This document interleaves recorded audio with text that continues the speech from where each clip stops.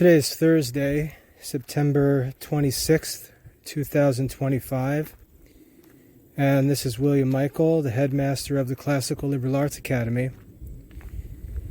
I spend my evenings usually responding to emails that come in throughout the day from prospective parents writing with questions about classical Catholic education, about homeschooling, and specifically about Classical Liberal Arts Academy, and they come with all sorts of concerns and questions.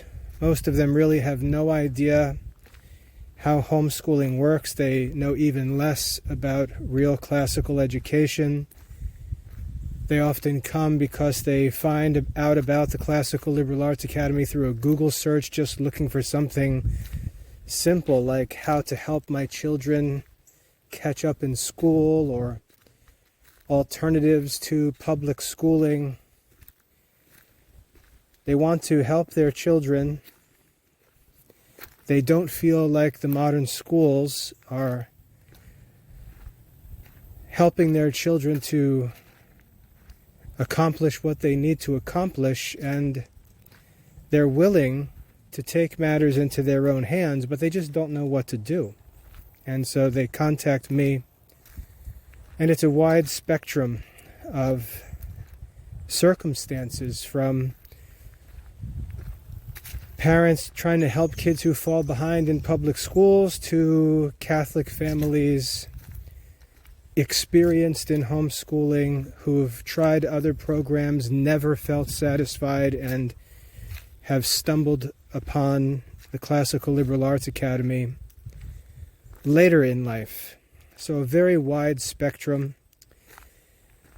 And I spend a lot of my time answering questions about how homeschooling works, what we need to do, and so on.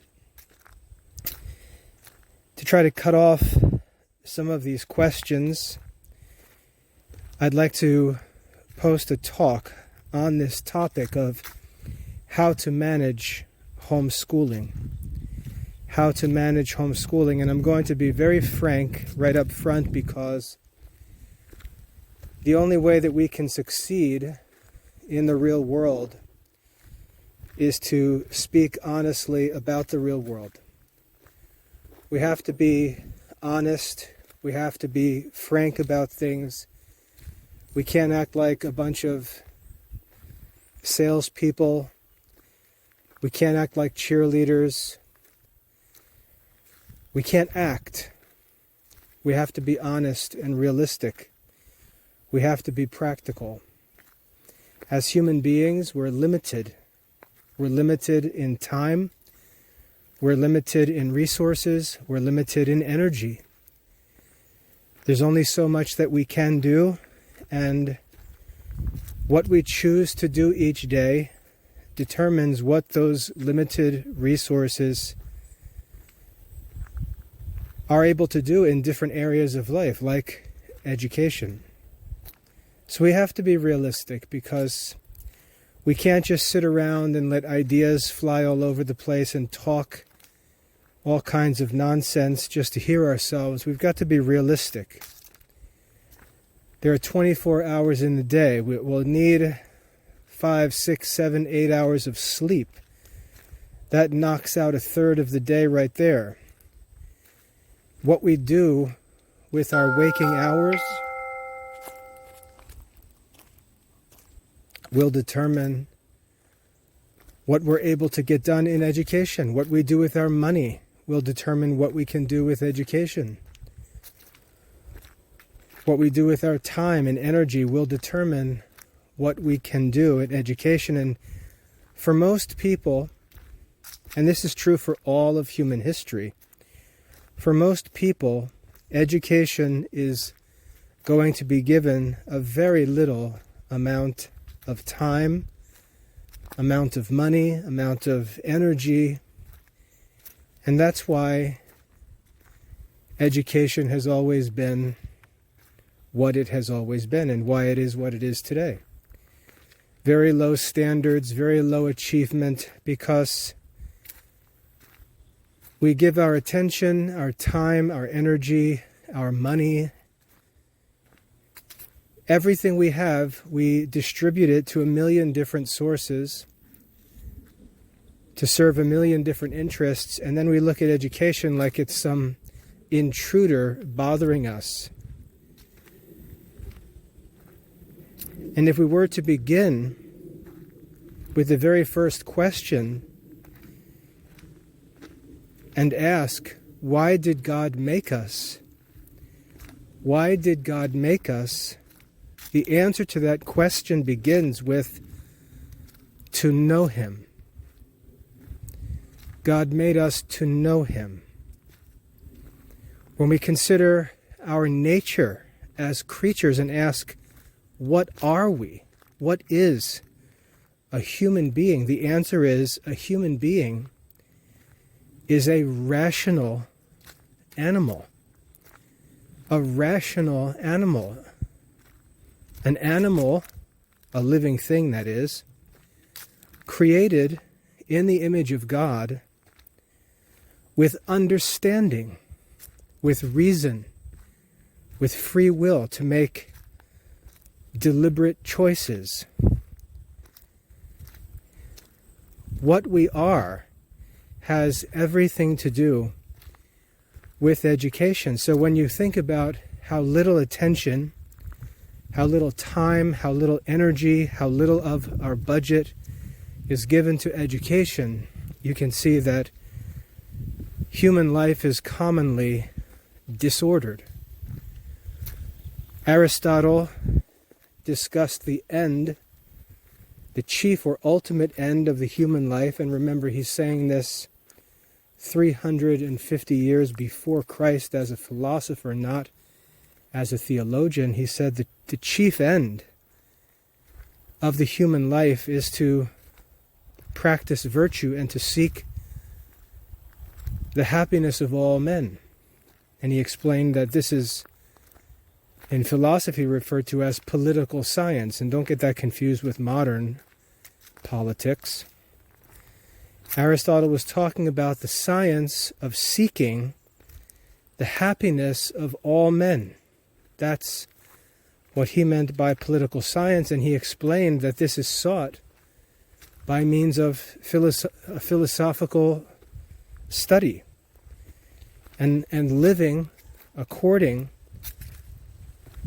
to reason. That is, living according to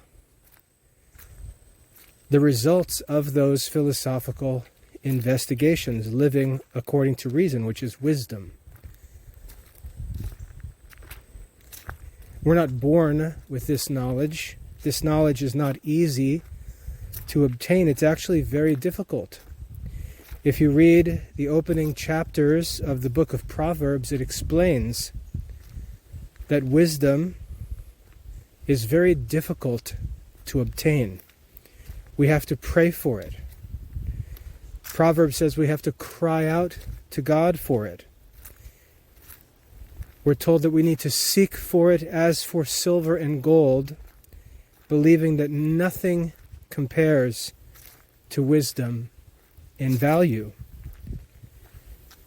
And so when we look at the human condition and what society is doing and prioritizing, we look at our own lives and ask, what am I prioritizing? We rarely ever find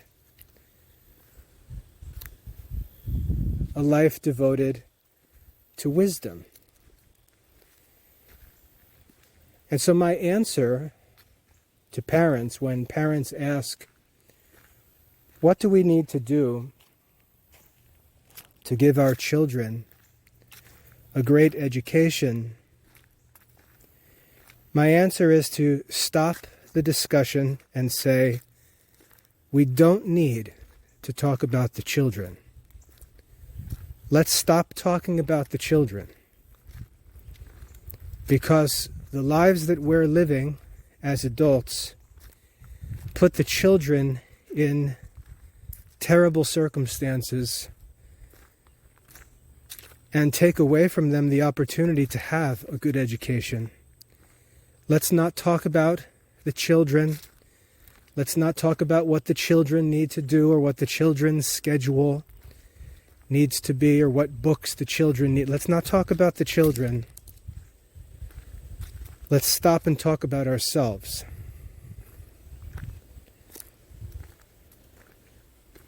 If we're going to take education seriously, it's not going to be one of 50 different things that we pursue. It's not going to be budgeted equally with 1,000 other pursuits that we go after. It's not going to be given a sliver of time from the daily schedule. If that's how we're going to live, we might as well just forget about it and realize that we're not the kind of people who are well educated. And our children are not going to be the kind of children who are well educated. Let's be realistic. Let's look at the schedule. Let's look at the budget and see that education is almost nowhere to be found, and realize that's what the schedule and budget looks like for people who are not educated. And the only way we're going to change that situation and pursue education, and I'm talking about real education, the only way that's going to change is for our schedule and budget and interests to change. And this is what I mean when I say we need to talk about this realistically. If you're not going to change, if you're not going to dedicate yourself to the pursuit of real learning and wisdom, just say so. Just be honest with yourself, be realistic, and say, look, I can fool myself and I can talk about this and I can pretend to be interested in learning, but I'm never going to do this. I'm never going to focus on studies and devote myself to learning. I'm never going to make education a significant part of our dailies. I'm never going to do this stuff. Just be realistic, because if you're realistic and can admit the truth that you're not going to make any changes and not deal honestly with education, it would be better for you to admit that and make decisions in light of that reality. When we look at public schools and we ask, who are these schools for? These schools are for children in families that don't take education seriously. Yes, we can have the mothers involved with the PTA, or we can have mothers communicating with teachers and watching the kids' homework, but we're dealing with minimum legal requirements. What's minimally required? So pretending that these kids who get good grades at the public school are some kind of, children of philosophers is just a joke. They're children who master the minimum standards. The minimum standards. It's like if medical experts tell us that we need 30 minutes of exercise a day, and there's this culture that develops where people become experts in exercising for 30 minutes a day and pretend that having the best 30-minute workout is a sign of optimal health, when that 30-minute measure was given as a minimum requirement. It would just be ridiculous to pretend that we should try to become some kind of gurus in leading the 30-minute workout. No one is saying you should work out for 30 minutes. They're saying that's the bare minimum. And that's what public schooling is like. And for Catholic schools that offer the same curriculum, serving the same standards as public high schools, it's no different there. They can dress it up. They can add private school tuition to it. Maybe even make it look a little fancier, make the families feel a little exclusive because they can brag that their kids are not in the public schools. It's just a public school with private school tuition that has some control over its student body. But it's still minimum standards education. And if you can't and won't realistically commit to anything beyond that, you should just acknowledge that and put the kids in school. Because at the very least, and this is better than nothing, they will check all the requirements, get their diplomas, and at age 18, be able to move on in life. If you're not going to change and prioritize learning and learn how to do that, you should probably put the kids in school. I had a parent write to me yesterday, a short email, just one sentence, and the email asked, how involved do parents need to be? How involved do parents need to be? I can't imagine writing to a school as a parent, writing to an educator as a parent and asking a question like that. I can't imagine asking a question like that in any context relating to my children. I can't imagine bringing my daughter to her ballet class and asking the teacher, how involved do I need to be? I can't imagine thinking like that. And yet that's common. And I think in pro-abortion modern society, women who go ahead and deliver children think that they've already done more than is required of them, and that anything that they do after childbirth is like extra credit. We're just so conformed to the image of this world that we imagine that doing common things, common human things, is some kind of extraordinary sacrifice. The standard in our minds is not coming from sacred scripture or the catechism of the Catholic Church. It's not coming from the lives of saints. It's not coming from the teachers of the teachings of the doctors of the Church. Our formation is largely coming from the world. And as Christians, we simply make a couple distinctions and say, well, we don't do that. Well, we don't do that. And we don't do that. We're Christians.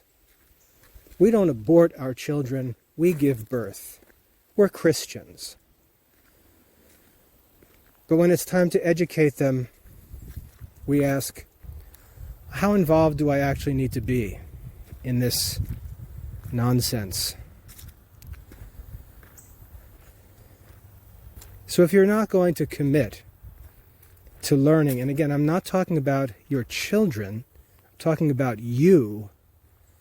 If you're not going to take education seriously, you should put your children in school, where at least they can satisfy the basic requirements and not have their life screwed up. So that at least at age 18 they have the opportunity to pursue adult interests rather than be trapped at home, unprepared to move on in life. If you're not interested in education, if you're not going to prioritize learning in your own life, put your children in school. You can always add to what the school provides. You can help out and so on. But don't bring that burden upon yourself if you know you're not going to make a priority of it. If it's not already a priority in your own life, or if you're not willing to make it a priority. So let's just get that out of the way. If your question is, how involved do I need to be to homeschool? You need to put your kids in school, because homeschooling is not for such a person. So we move on with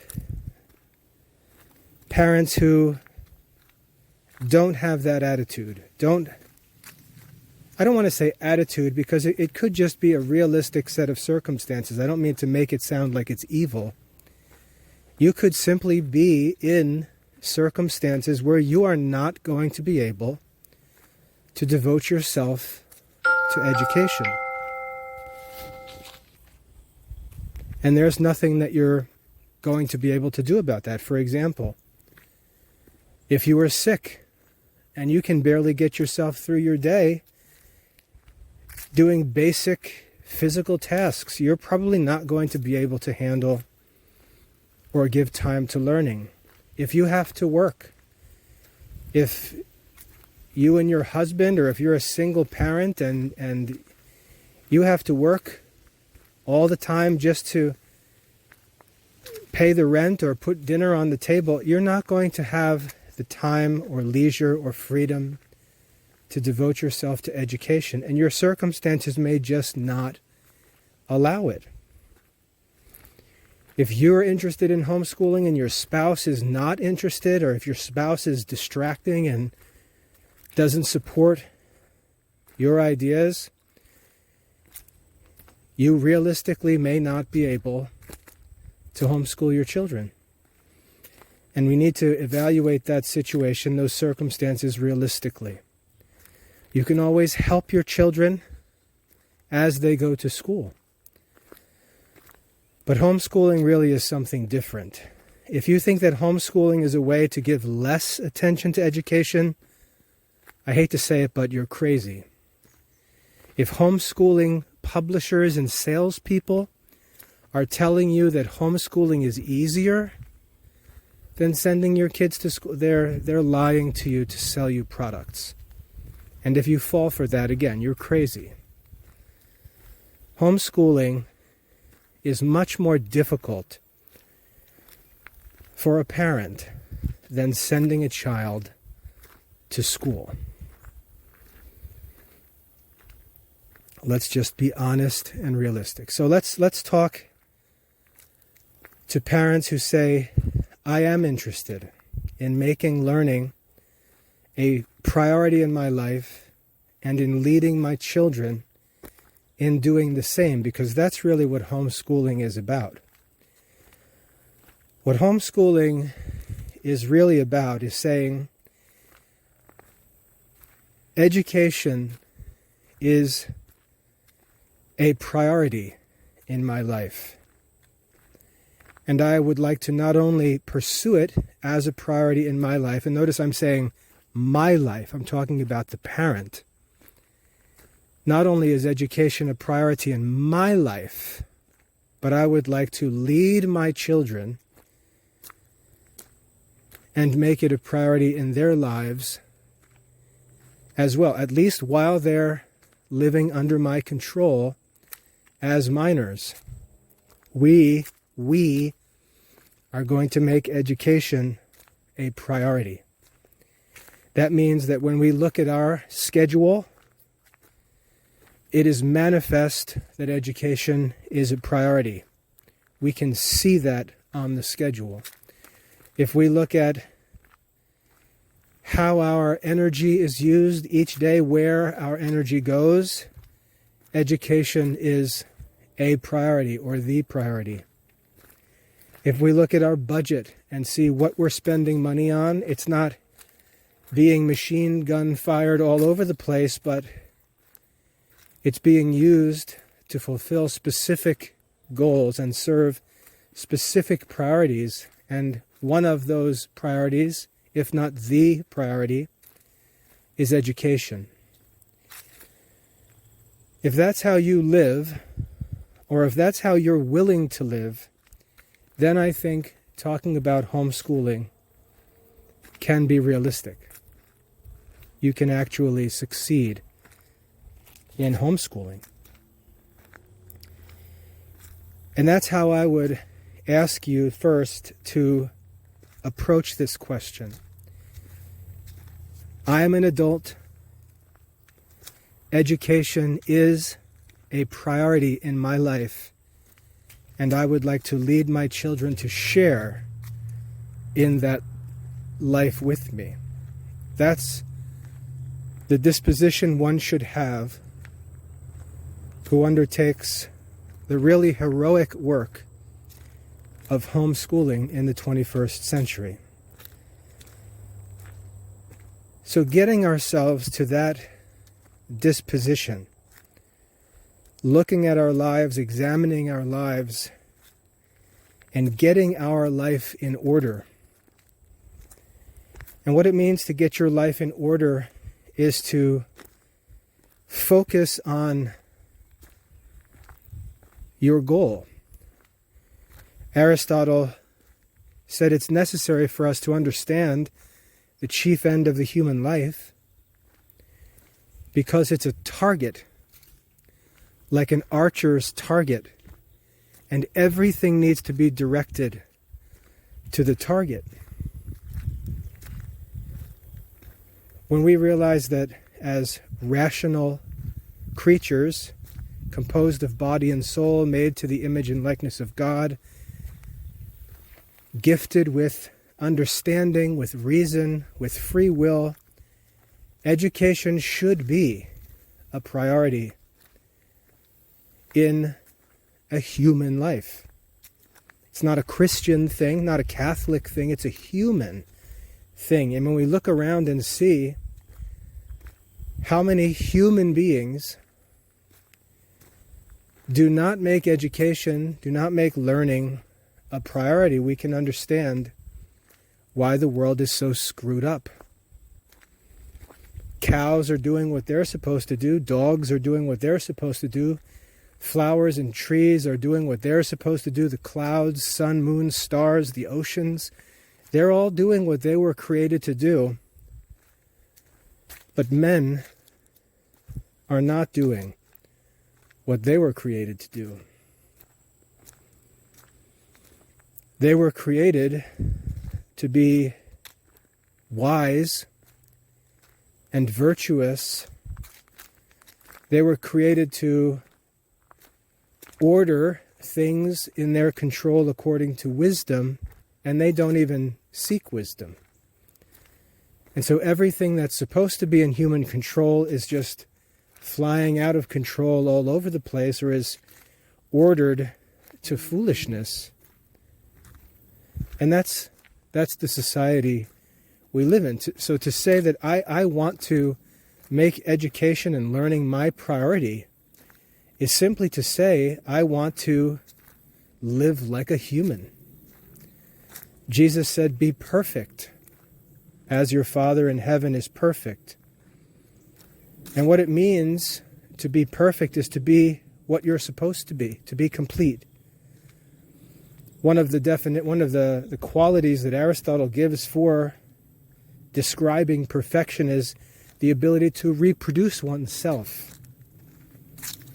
So when we see a woman, for example, produce another human being, we can look at that woman and say, that's a complete human, capable of reproducing itself. When we look at a parent who raises a child like himself, who reproduces, not necessarily physically, but intellectually, culturally, we can say there's a perfect parent. When a teacher produces a student who's like him, we say there's a perfect teacher. The ability to reproduce. Aristotle said we know a man understands something when he's able to teach it. That is, when he's able to reproduce. That's what it means to be perfect as a living creature. The ability to reproduce. And there are a number of different senses in which we can reproduce. So when we talk about homeschooling, we're taking children whom we have produced physically, and we're saying, I would like this reproduction to go beyond that. Because Cows can reproduce physically, dogs reproduce physically. I would like to reproduce as a human, and that goes beyond mere physical reproduction. That goes on to religious reproduction, intellectual reproduction, cultural reproduction, and so on. So you see what a beautiful vocation it is. Worthy of all of our attention, all of our time and energy and resources. A really beautiful and noble pursuit, a heroic undertaking. That's the disposition one should have for homeschooling. Now, the good news is that it's really easy. Easy, that is, to understand how to manage and how to accomplish. It's really easy. And Jesus teaches us the method in the Gospels. When he teaches us a very famous passage, we all quote it kind of uselessly, but he says, it's hypocritical to look around at your neighbors and say, hey, come here, let me fix your eye because you've got a splinter or a piece of dust. The old English translation is a mite. If you wonder what is a mite, if you sit in your living room in the middle of the afternoon and the sun shines in, a ray of sunlight comes in through the window, and in that ray of sunlight, as it goes across the room, you see all of these little particles moving around, falling through the air. Those are mites. That's the old idea of a mite.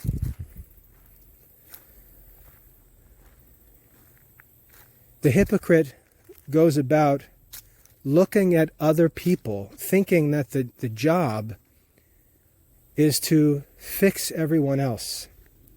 And this is how most people think who talk about education, who talk about homeschooling. They immediately start thinking about their children and all the problems in education and how they're going to fix all of these things outside of themselves. And Jesus, because he's realistic, stops that person and says, hey bro, calm down a minute. I don't think you're aware, but you've got a giant log stuck in your own eye, and you're going around talking to people about a speck in their eye while they can barely stand in front of you for fear of getting struck by the log sticking out of your face. And he says, it's not your responsibility to go around and clear everyone else's eyes. It's your responsibility to fix your own eye, to take the log, the much bigger problem, at least to you, the priority, and this is obviously allegorical. It's a parable. You have a greater priority, a greater responsibility to fix yourself than you do to fix anyone else. Fixing others is secondary. Fixing yourself is primary. If you would take the time and invest the energy and attention into fixing yourself, first of all, you would be right. And then he goes on and says, and this is important, he says, and then after you've fixed yourself, you will be able to see clearly, and that will help you to help others. And so he spins this whole disposition back around into the right direction. And this is why I say it's good news for us. It's simple, because what we need to do is not stress out about all the problems in the world. What we need to give our attention to is fixing our own lives. We don't have to fight with children who don't like what we tell them to do. We don't have to fight with children who are bored with activities we tell them to participate in. We don't have to do that. That's not how education begins. What we need to do is fix ourselves. And the good news is that we're in complete control of ourselves. We have perfectly willing students. We're perfectly in control. We're our own teachers. We're our own students. And so we have the ideal situation for teaching and learning. Perfect agreement between the teacher and the student.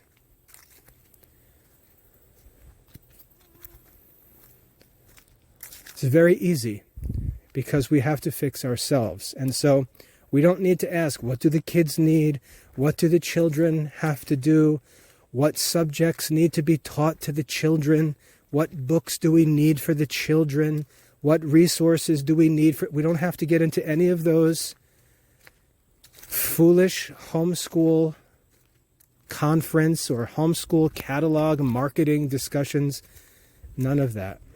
We have to ask the question, what do I need to do? What do I need to study and learn? How should I live? It's very, very simple.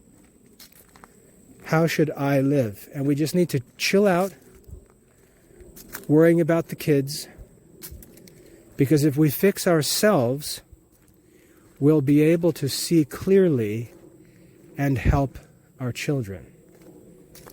And what most parents are doing in homeschooling is trying to remove specks from their children's eyes while they go about with logs in their own eyes. And just think of how ridiculous it is for the children to have to look at these parents saying, come here, son, come here, daughter, come here, you've got something in your eye.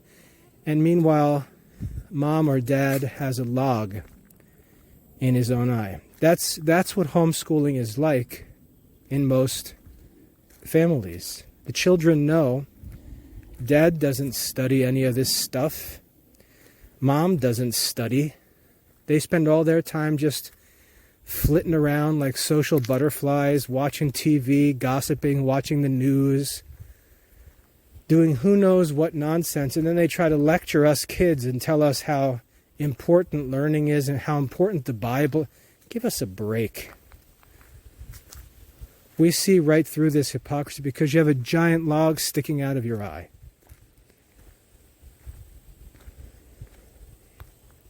Think of the old, what was it, Pink Floyd song? Hey, teacher, leave us kids alone. That's the idea. Just leave us alone. Give us a break.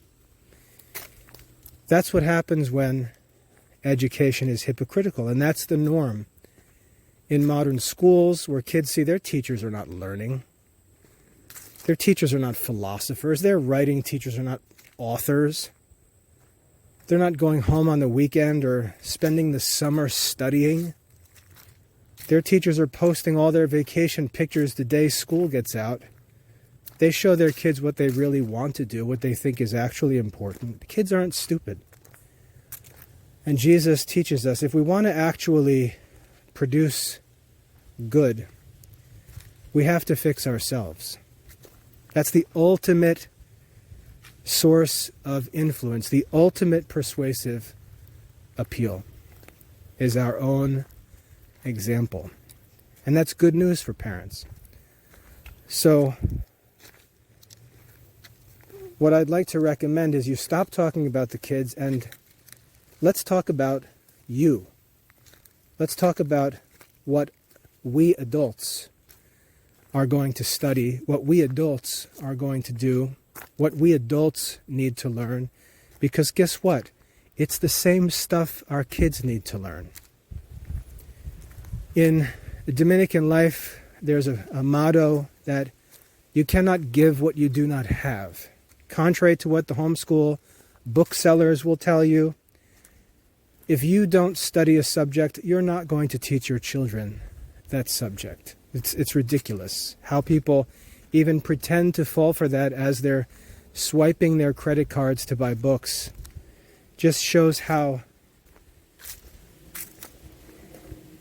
unreasonable their lives are.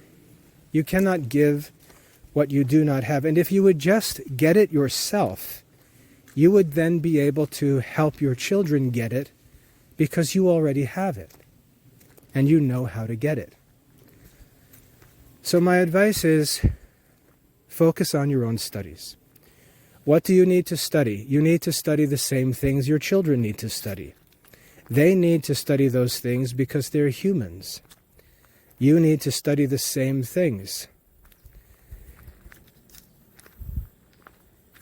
When we look at the history of education and we ask, what did wise men study? Wise men studied the 7 classical liberal arts, which we emphasize in the Classical Liberal Arts Academy. They studied the philosophical sciences, which we offer and study in the Classical Liberal Arts Academy. They studied theology. They studied history and literature. And they also studied whatever was required of them for their lives in their own generation. Jesus said to the Jews living around him, when they asked him about paying taxes, he said, "Give to Caesar what is Caesar's." That means pay your dues in your own society. That's part of your Christian duty. So if you are living under the Roman Empire and Caesar is your temporal lord, then you need to do what Caesar says. Give to Caesar what is Caesar's, that is what pertains to temporal things. But beyond that, you're obligated to give to God what is God's, which is your whole entire life. St. Paul says, offer yourselves, or offer your bodies, he actually says, as a living sacrifice, which is your reasonable service. Give to God what is God's. But you also need to give to Caesar what is Caesar's. So living in the 21st century in America, as I do, I have the obligation to give to God what is God's in my life, not in my children's lives, in my life. But I also need to know what Caesar, that is the American government or my state government, requires of me lawfully, and I need to give to Caesar what is Caesar's. So we study the subjects that are the subjects of wisdom seeking, of philosophy. The classical liberal arts, the philosophical sciences, the theological sciences, history, literature, and then also modern requirements. Modern mathematics, modern natural sciences, English language arts, modern foreign languages, and so on. And so you can see we've got quite a challenge to fulfill these duties. And the only way that we can fulfill these duties is by making our education a priority, by making it a priority.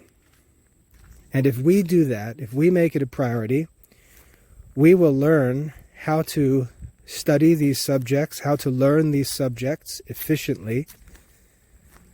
We'll also gain knowledge and experience in them. We'll also model for our children the life that we want them to live. And then when we put ourselves into those circumstances and turn to our children and say, "Come, follow me," as Jesus did, you'll see what a different environment that is for our children to study in. And that's the environment that has to be created. if we're going to homeschool our children effectively. Now you can go and buy the Goofy Box curriculum homeschool program, and they can send you a big box of workbooks, and you can pretend that's real education, but you're not doing what any wise men have ever counseled anyone. It may be true that you are giving to Caesar what is Caesar's, and you're checking off all of your modern grade level requirements established by your state laws. You may be giving to Caesar what is Caesar's and checking all those boxes, but you're not giving to God what is God's. You're not studying those subjects or serving that purpose of learning which is proper for human life. You're simply pretending that all a Christian needs to do is check Caesar's boxes at the barest minimum level. You can do that if you want and play that game and pretend that that's what Christian education looks like. But know that you are completely separated from all of Christian history. You're separated from all of history's wise men, all the saints, all the fathers and doctors of the church. You're completely separate from the intellectual, educational tradition of church history, and not even church history, of all of the history of wise men, all culture. And this is why learning has to be a priority, because there's a lot to learn. It's very difficult studies. It takes a long time. It takes time just to read through the books that need to be read the first time through, just to even become familiar with what needs to be studied, and then to actually study it and understand it and internalize it, and then apply it in our lives and actually allow wisdom to begin directing the things we do. It takes a lot of time, and that's why wisdom is often associated with old men, not because old men are wise, but because to be wise, you need to devote yourself to learning as a priority for a long time. And the wise men are usually old, because it takes long to collect that learning, to acquire that learning. So you need to have realistic expectations, not think that by making learning a priority for a couple days or for 1 week or even 1 year is anything. That's nothing. That's nothing. You need to make learning a priority for your entire life. You need to make philosophy, that is wisdom seeking, a priority for your entire life. And then you need to invite your children to join you in that pursuit. And remember that that pursuit will be attractive to your children if it's true, because they also are rational creatures. They also have understanding and reason and free will, and they will have a taste to some degree for the things that you're studying and learning and talking about and doing. And that will be the nature of that relationship between the teacher and the student. The student should be saying to the teacher, please teach me that. Please teach me how to do that. Think about the disciples asking Jesus, Lord, teach us to pray. The students are seeking. And when the teacher makes himself respectable by his learning, by his devotion, by his wisdom, students will seek to learn from the teacher.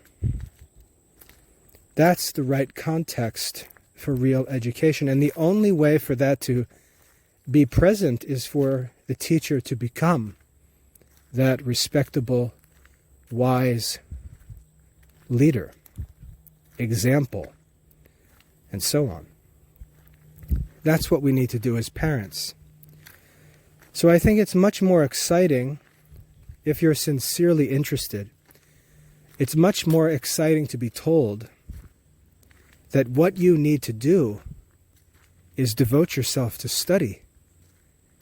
Order your life to studies. And if you do that, you will automatically create an environment that's conducive to learning. Your children will have advantages because they will be living in an environment that supports their learning. They will have a parent, or parents, plural, who know the subjects that they need to study and can help them. They will have parents who know how to study them, who have the resources to study them because they study it themselves. And you can just see how you put all of those benefits right into your children's lap and make learning easy. In my family, our culture, between my wife and I, both of us as lay Dominicans, as classicists devoted to learning, that's just the culture of our home. Everyone knows that mom and dad are either doing their necessary work, or they're studying, or they're praying. Mom's out praying the rosary in the back garden. Dad's in his office saying evening prayer. Mom and dad are at Mass. They know that we're doing what we're all supposed to be doing. And we don't often need to say a word for them to join us. And I'm not saying that they join us in all of these things. My wife and I are 50-year-old Catholics with 30 years of experience in the Christian life. We don't expect our children to understand or desire things that we understand and desire, but we provide them with a model of a life that shows them what the Christian life looks like, what a life ordered to wisdom and learning looks like. We show them that it's not a fantasy people talk about. It's very practical right here in 21st century America. And if they would like to pursue it when they get older, they know exactly what to do. But that's the right disposition that parents need to have. They need to establish themselves as living models of the life that they would like their children to live. We often talk about history and say, oh, well, we know that Jesus was a carpenter, not because he says he's a carpenter, but because his father was a carpenter. And I can object and say, well, that doesn't prove that Jesus was a carpenter just because his father was a carpenter. My father was an electrician. I'm not an electrician. But there is some reason to it, because what the child grows up and sees his father doing will likely be his default activity. And it's true. When I was 18, 19 years old in college, working part-time, I worked as an electrician, doing what my dad does. Because I learned to do it, helping my dad as I grew up, and when it was time for me to need to make some money, I did what my dad did. Had connections, could find work, had tools, even had a work truck I could borrow, and I could do electrical work to make money. We do what our parents do. We may move on to find our own vocation, but our default activities are going to be the things that we grew up doing, that we saw our parents do, because we understand how that world works.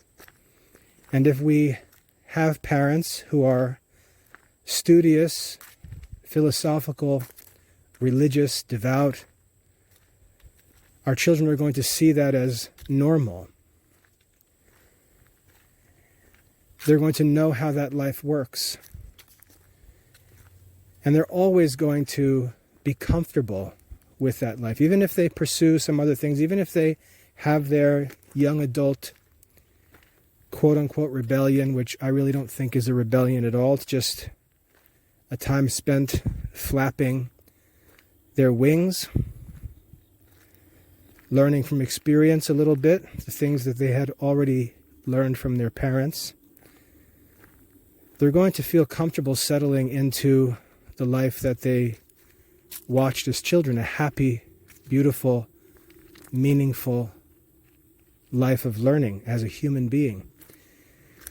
My children have all sort of kicked at the goads of education as they grew up, and when they finally turned 18, were excited to go out and get jobs, and they thought it was so great to bring home a couple $100. But then they learned that the daily grind of full-time work, that's not fun very long. It's not fun very long making farm deliveries in mid-July. It's not fun working a midnight shift at UPS in the warehouse. It's not fun working in the greenhouse in the middle of the summer.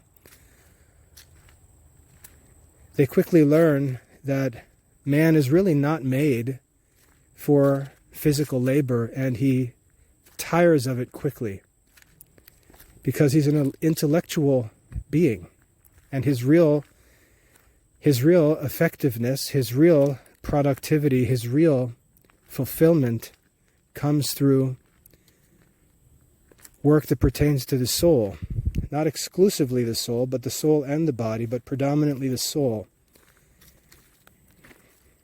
And they'll quickly learn, after they've done some manual labor for a while, they'll learn that an intellectual life is more preferable, more desirable, more satisfying, and often more profitable. Because man is a thinking being, and he accomplishes things not by force or by strength, but by intelligence. He doesn't carry a 1,000-pound bale of hay across the field or roll it across the field with his arms and his back muscles, but he gets a tractor that can easily use hydraulic power to pick that 1,000-pound hay bale up and drive it right across the field. He invents the machines and the tools, the instruments that serve his will,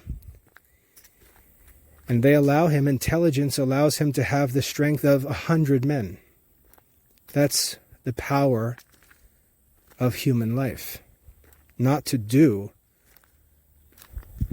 but to design and to think, to invent solutions. Because, as the old Princeton basketball coach used to say, the smart take from the strong. The smart beat the strong. Pete Carrill, he was a basketball coach that I admired because I grew up in the Princeton area in New Jersey and knew about Princeton basketball. And every year we'd watch Pete Carrill's Princeton basketball teams upset some big hotshot team of bigger, stronger, faster players by running a certain philosophy of play, a style of play that was intelligent and could overcome the size and speed and strength, even skill advantages. And he had great success. If you ever want to see an example, go on YouTube and search for Princeton upsets UCLA. You can find it. It was an NCAA tournament game, probably in the 90s, if I had to guess. UCLA was maybe the best team in the country, all kinds of NBA talent on the team. They might have been returning champs. And they got upset in the NCAA tournament by Princeton, running backdoor cuts, running the Princeton offense, with Pete Carrill just outsmarting the more talented players. So that's the lesson in the human life, that it's not by strength. God is not impressed with the strength of our legs, how much weight we can lift, all this stuff. God is impressed. God takes pleasure in human beings being like him, being intellectual, solving problems with intelligence, through communication, and so on. Kids will learn that. So we don't need to worry, even if there is a push back against intellectual activities. They'll quickly learn that physical labor is not fun for long. Good for us, healthy, but not fulfilling, not profitable. So anyway, my advice to bring this talk to an end, my advice for anyone interested in homeschooling, anyone deliberating homeschooling is this. Ask yourself, do I want to devote myself to learning? And if the answer is yes, then I would say, well, that's good. You passed through the first gate, as it were. Now you've got to actually do that.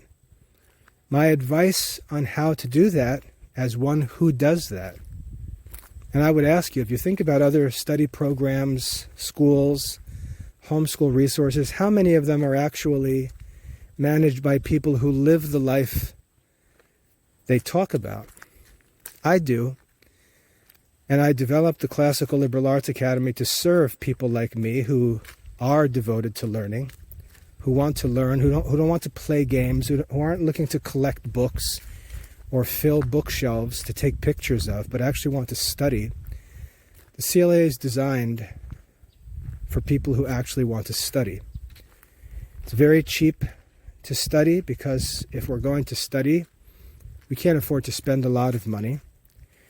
So I've made it affordable. Every course that you need to study in the pursuit of wisdom is available in the Classical Liberal Arts Academy, broken down into individual tasks.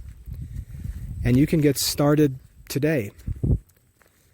You can enroll, get access to your account, get access to your courses, and start ticking away through the tasks that need to get done. And once you get comfortable doing that, once you see how it works, once you start to make progress, all you need to do is sign your kids up, and they can just join mom or join dad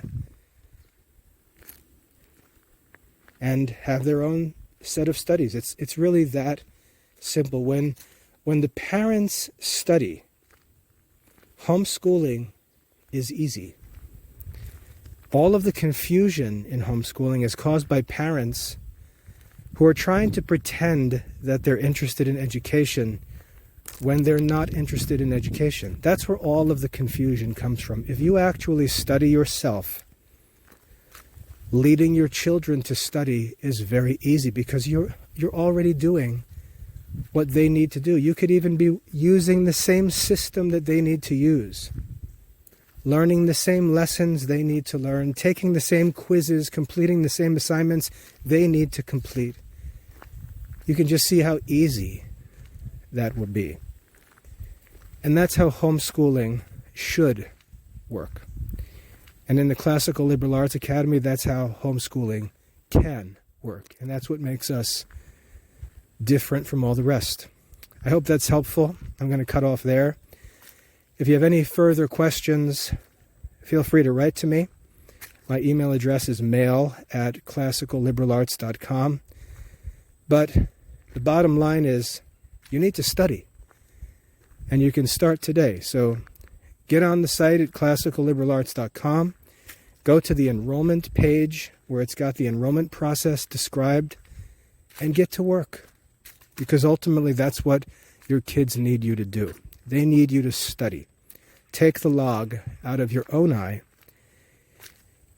so that you can then see clearly and help your children get the logs, get the specks, I should say, out of their own eyes. I hope that's helpful.